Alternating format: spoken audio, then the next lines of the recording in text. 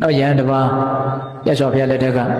တရားဘာဝနာကြိုးစားအားထုတ်ဖို့တောရက်ကိုချင်းကပ်ပြီးတော့သွားတာနောက်အားထုတ်တော်လည်းပဲသူထင်တိုင်းခကြီးကမပေါက်အဲ့ဒါနဲ့လုံလဝရိယကိုလျှော့ပြီးတော့အကြောင်းတော်ကိုပြန်လာတာသူလုံလဝရိယကိုလျှော့ပြီးတော့ပြန်လာတယ်ဆိုတဲ့သတင်းကိုမြတ်စွာဘုရားကကြားလို့အဲ့ဒီယဟန်တော်ကိုရှေ့တော်မောက်ခေါ်ပြီးတော့ရှစ်တာဘာဖြစ်လို့လုံလဝရိယကိုလျှော့ရတာတော့လုံလဝရိယဆိုတာဘယ်တော့မှမလျှော့အောင်အမြဲတမ်းကြိုးစားနေရမယ်လဲတယ်ပြန်ထမယ်နော်အမြဲတမ်းထက်သန်တဲ့စိတ်နဲ့မရမချင်းကြိုးစားအထုမှုဆိုတာရှိရမယ်အဲ့ဒီမှာမြတ်စွာဘုရားကရှေးသူတော်ကောင်းတွေဟာဘယ်လိုအနေအထားမျိုးမှာပဲရောက်နေန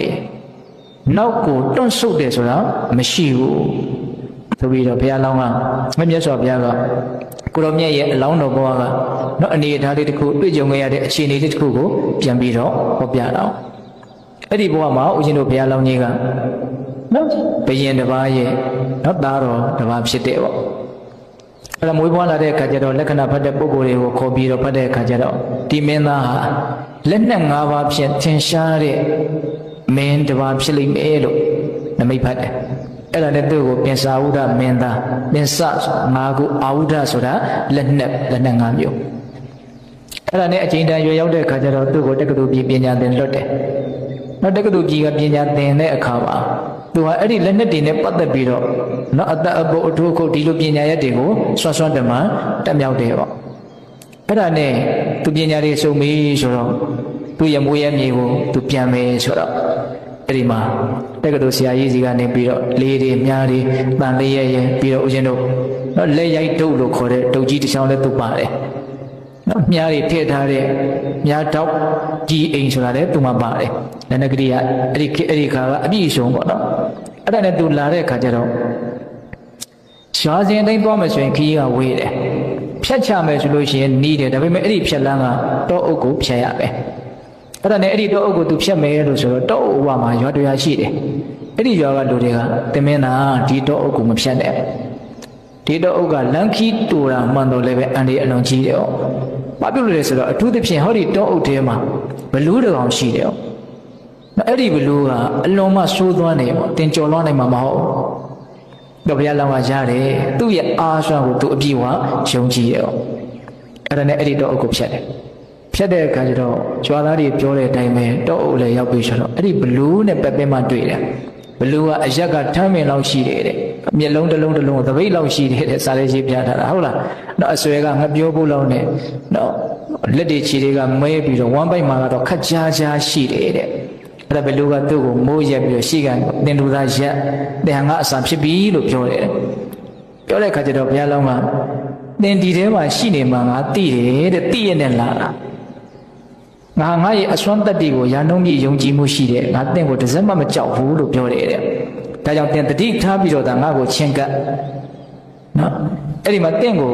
မြန်ဆန်းတေးအောင်ငါအစိတ်လူးများနဲ့ပြစ်မယ်ဆိုပြီးတော့မြားနဲ့အရင်ပြစ်တယ်ပြစ်တဲ့အခါကျတော့အဲ့ဒီဘလူးကရိုးဘလူးမဟုတ်သူ့ရဲ့အမွှေးတွေကအလွန်ကတ်တယ်လို့ဆိုတယ်ပြစ်လိုက်တဲ့မြားဟာအမွှေးမှာသွားပြီးတော့ကတ်ညိနေတယ်သူ့မမအဲ့ဒါမြားအစင်း90ပါတယ်90သလုံးပြစ်လိုက်တယ်ပြစ်လိုက်တဲ့အခါကျတော့မြားတစ်ချောင်းမရှိတော့မရှိတဲ့အခါကျတော့ဘာလို့တုံးဆိုတော့အဲ့ဒီမြားပြစ်တဲ့လေးကြီးနဲ့သူရိုက်တယ်တဲ့အဲ့လေးကြီးလည်းကတ်သွားဘလူးကတော့အံ့ဩနေတာပေါ့ဒီလိုရဲသွန်းတတိရှိတယ်တယောက်မှမတွေ့ဘူးအဲ့လေးကြီးကတ်သွားတဲ့အခါကျတော့အဲ့ဒီကြောကလွယ်ထားတဲ့အဲ့ဒီမြားတောင်းတဲ့တစ်ခါထက်ထုတယ်တဲ့အဲ့ဒါလည်းကတ်သွားရေ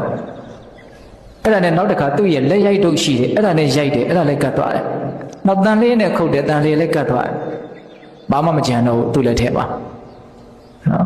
အဲ့ဒီမှာသူဘာပြောတော့ဆိုတော့ငါဒီလက်နဲ့တွေကိုအာကိုပြီးတော့လာတာမဟုတ်ဘူးပေါ့နော်ငါရဲ့ပင်ကိုအစွမ်းတတ္တိကိုလည်းသင်ကြည့်အောင်ဆိုတော့လက်သီးနဲ့ထိုးတယ်တဲ့ဟောလက်တစ်ဖက်ကတ်သွာ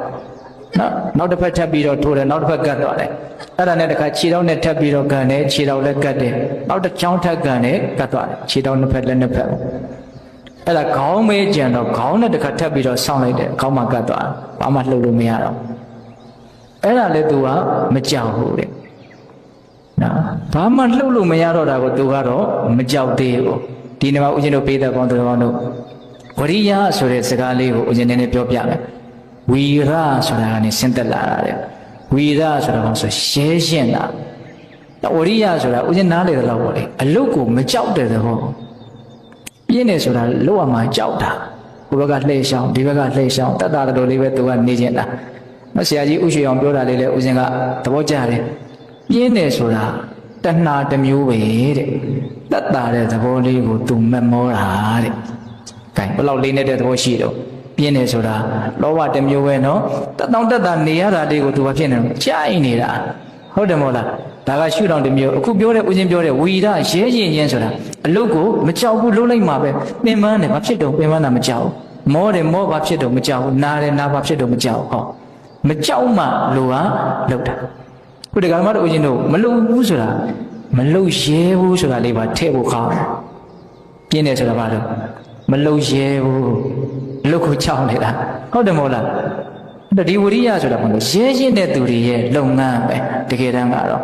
ဟုတ်လားခုသူရဲရင်တယ်နော်ဘာမှသူထည့်ပြီးတော့မတွက်ဘူးဟုတ်လားအကုန်လုံးသူကတ်သွားပြီသူဘာမှမလုပ်နိုင်တော့ဘူးအဲ့ဒါကိုပဲသူကမကြောက်သေးဘူးဒီတိုင်းပဲအဲ့ဒီတော့ဘယ်လိုကမမေးပဲကိုနေလို့မရငါတွေ့တယ်မြလူတွေထဲမှာသင်ဟာအထူးခြားဆုံးပဲတဲ့လူတွေကအားလုံးတရားမှာကြောက်တဲ့လူကြီးပေါ့သင်မဟုတ်လို့တရားမှာမကြောက်တာတော့အဲ့လိုပြောတဲ့အခါကျတော့မင်းသားကဘာပြောလို့ဆိုတော့ငါတရားမှာဘာကြောက်ကြောက်ရမှာတော့တဲ့တတ္တဝါ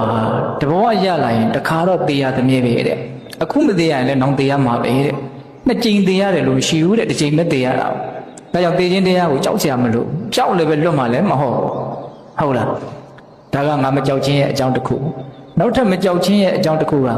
ငါရဲ့ဘိုက်ထဲမှာဝရစိန်လက်နဲ့လိုဟာမျိုးရှိတယ်တဲ့တကယ်လို့သင်ငါ့ကိုစားမယ်ဆိုလို့ရှိရင်ငါတယောက်တည်းသေမှာမဟုတ်ဘူးသင်လည်းပဲအဲ့ဒီဝရစိန်လက်နဲ့ကိုစားမိတဲ့အတွက်ကြောင့်မကြည်တဲ့အတွက်ကြောင့်သင်လည်းပဲသေလိမ့်မယ်လို့ပြောတယ်တဲ့ဝရစိန်လက်နဲ့ဆိုတာသူကပညာကိုရည်ရွယ်ပြီးတော့ပြည့်ရင်နဲ့ပြောတာဟုတ်လားအဲ့လိုပြောတဲ့အခါကျတော့ဘယ်လိုကဒီလောက်ရဲရဲနဲ့လူချင်သေးပေါ့ဟုတ်လောက်တယ်သူ့ရဲ့အသားကိုပဲနောက်စိလောက်စားမယ်ဆိုတော့ငါကြည်မှာမဟုတ်တော်တော်ကိုလန့်တော့တယ်သူ့ကိုတစ်ဖက်ကတတိုးမှမကြောက်ဘူးဆိုတော့တစ်ဖက်ကဒါကြောက်ရတဲ့သဘောရှိတာဒီခါလေးဦးဇင်းစဉ်းစားကြည့်ပါလေ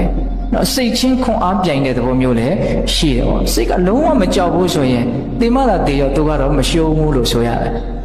ဟုတ်တယ်မဟုတ်လားမကြောက်ဘူးအဲ့ဒါနဲ့ဘလူးကကင်ဟုတ်ပြီတဲ့သင်ဟာအလွန်ထူးခြားတဲ့လို့အလွန်ရဲချင်းတဲ့လို့သင်ကငါမစားဘူးပေါ့အဲ့လိုပြောတဲ့အခါကျတော့ဘုရားလောင်းကငါ့ကိုမစားတာလောက်နဲ့ငါမရသေးဘူးတဲ့သင်ဟာအရင်ဘဝကရုံညံ့တာတွေလို့အခုရုံညံ့တဲ့သူတစ်ပါးရဲ့သွေးသားကိုစားတဲ့ရုံညံ့တဲ့အမျိုးမှဖြစ်ရတာဒါကြောင့်သင်ကို၅ပါးသီလအကြောင်းပြောမယ်ဆိုတော့သူသီလပြောတယ်တရားဟောသေးတယ်တဲ့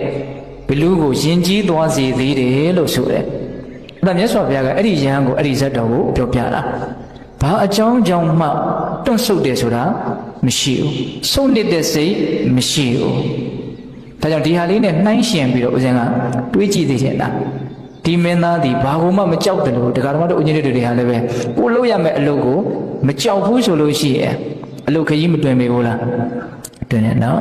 ဒါကြောင့်မိသက်ပေါင်းတို့လုံလဝရိယကိုဘက်စုံတောင်းဆောင်ကနေစဉ်းစားပြီးတော့ရှိအောင်ကြိုးစားရမယ်ဒါကြောင့်ခုနတုန်းကလုံလဝရိယရဲ့အတိတ်ပဲလေးတွေကိုလည်းဦးဇင်းကမမေ့သေးချင်ဘူးဟုတ်လားဆရာကြီးဥရှိအောင်ပြောတယ်နော်ပြင်းတယ်ဆိုတာတတ်တာမှုကိုမမောနေတဲ့လောဘတစ်မျိုးဆိုတဲ့စကားဟုတ်လားပြင်းနေတယ်ဆိုတာအလုတ်ကိုကြောက်နေတယ်ဆိုတဲ့သဘောဟုတ်လားဒါကြောင့်ပေးတဲ့ပေါင်းတော်တို့မမောလို့ပဲပြင်းပြင်းကြောက်လို့ပဲပြင်းပြင်းပြင်းနေရင်တော့ကိုရခြင်းတဲ့အကျိုးကျေးဇူးကိုမရနိုင်ဘူးလုံမတာနဲ့ရနိုင်ပဲပေါ့ဒါကြောင့်နီးစုံတောင်းစုံကနေပြီးတော့လုံလဝရိယရှိဖို့အတွက်